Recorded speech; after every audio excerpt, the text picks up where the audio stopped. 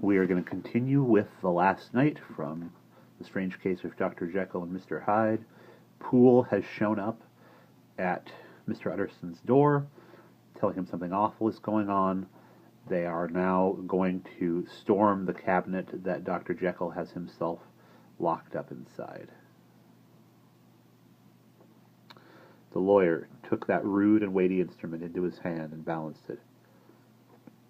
"Do you know, Poole," he said, looking up, "that you and I are about to place ourselves in a position of some peril?"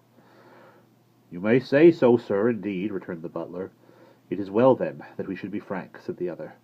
"We both think more than we have said. Let us make a clean breast. The masked figure that you saw, did you recognize it?" "Well, sir, it went so quick, and the creature was so doubled up, that I could hardly swear to that," was the answer. "But if you mean, was it Mr. Hyde? Why, yes, I think it was.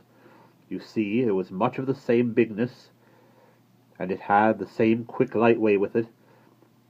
And then who else could have got by at the laboratory door? You have forgot, sir, that at the time of the murder he had still the key with him? You have not forgot, sir, that at the time of the murder he still had the key with him? But that's not all. I don't know, Mr. Utterson, if you have ever met Mr. Hyde." "Yes," said the lawyer, "I only once spoke to him."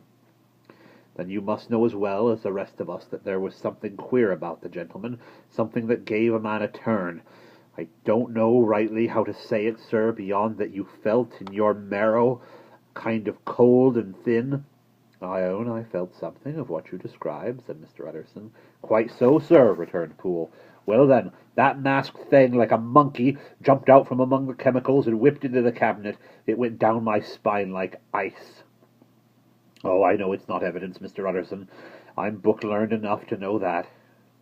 But a man has feelings, and I give you my Bible word it was Mr. Hyde." "Aye, aye," said the lawyer. "My fears incline to the same point. Evil, I fear, founded. Evil was sure to come of that connection. Aye, truly I believe you.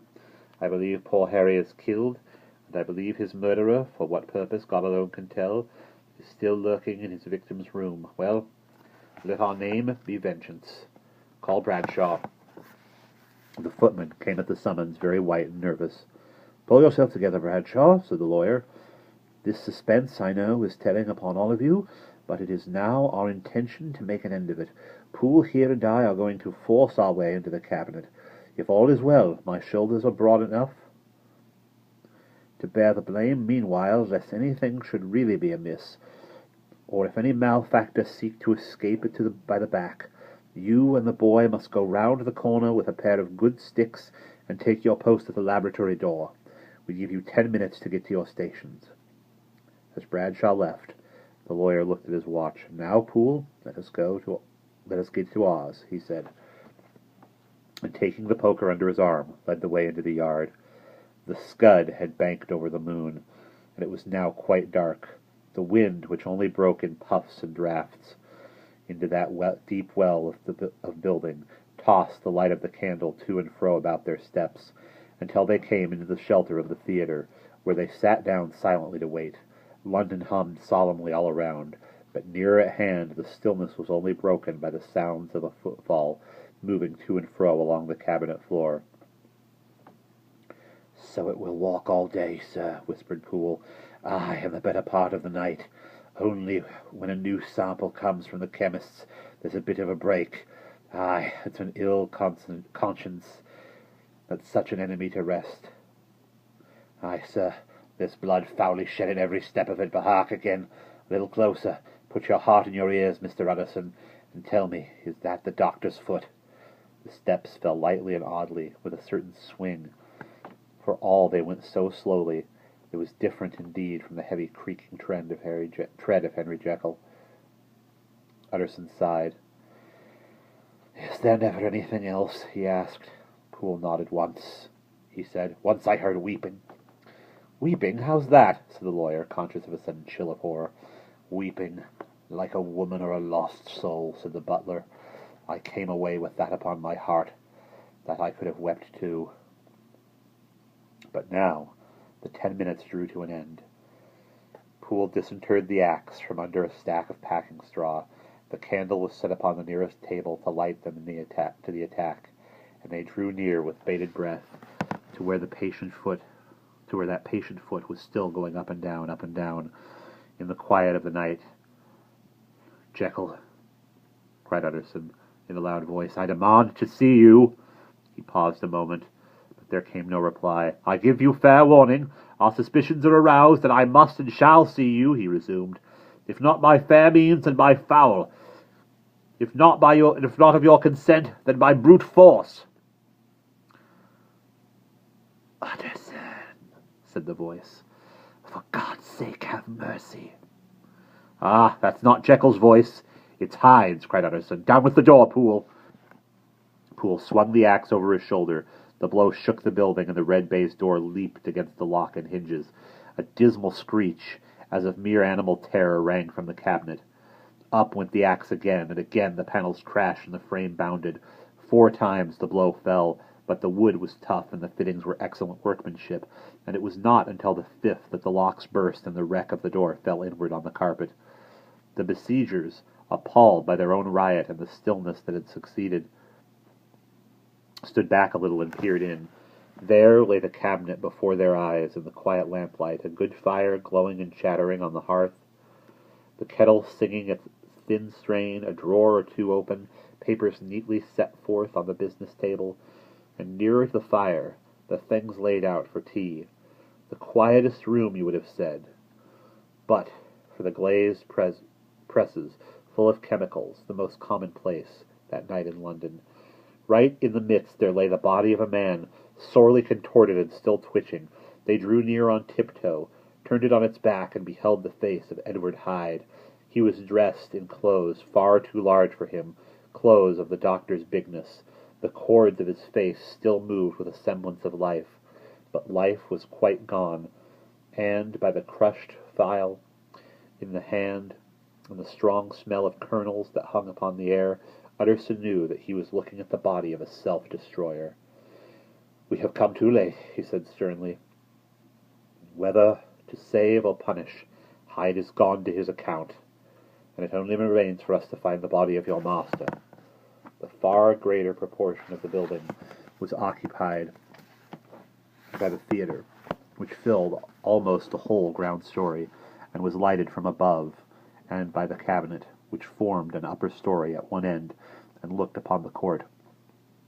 A corridor joined the theatre to the door on the by-street, and with this the cabinet communicated separately by a second flight of stairs. There were besides a few dark closets and a spacious cellar. All these they now thoroughly examined. Each closet needed but a glance, for all were empty, and all, by the dust that fell from the doors, had stood long unopened. The cellar indeed was filled with crazy lumber, mostly dating from the times of the surgeon who was Jekyll's predecessor. But even as they opened the door they were advertised of the uselessness of a further search by the fall of a perfect mat of cobweb which had for years sealed up the entrance. Nowhere was there any trace of Henry Jekyll, dead or alive. Poole stamped on the flags of the corridor. "He must be buried here," he said, hearkening to the sound. "Or he may have fled," said Utterson, and he turned to examine the door in the by-street. It was locked, and lying nearby on the flags they found the key, already stained with rust. "This does not look like use," observed the lawyer. "Use!" exclaimed Poole. "Do you not see, sir? It is broken, much as if a man had stamped on it." "Aye," continued Utterson, "and the fractures too are rusty." The two men looked at each other with a scare. "This is beyond me, Poole," said the lawyer. "Let us go back to the cabinet."